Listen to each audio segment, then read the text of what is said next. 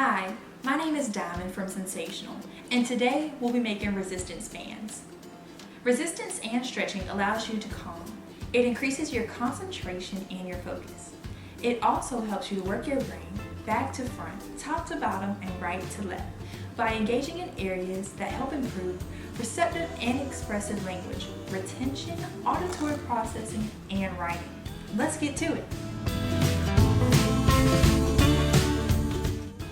The first thing you will need is a pair of old tights, pantyhose, or knee highs.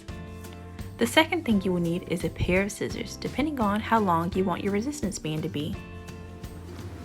If you're working with a pair of pantyhose or old tights, you can cut a piece of the leg off with a pair of scissors. Make sure you have parental vision if you are not old enough to use a pair of scissors. If you are working with knee highs, then this is just fine. What you're going to do is you're going to tie a knot with the two ends of the knee high. It's going to look very small. However, the elasticity inside of the knee high makes it stretch very far. And there you have it, your own resistance band.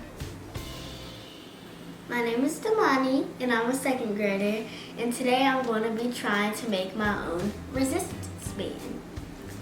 And it's going to help me in school and I do online. So let's get started.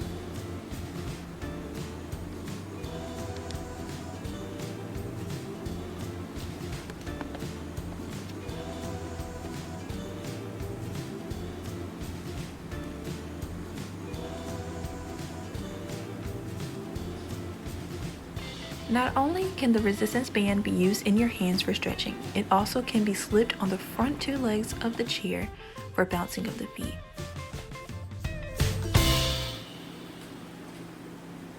Thank you for watching.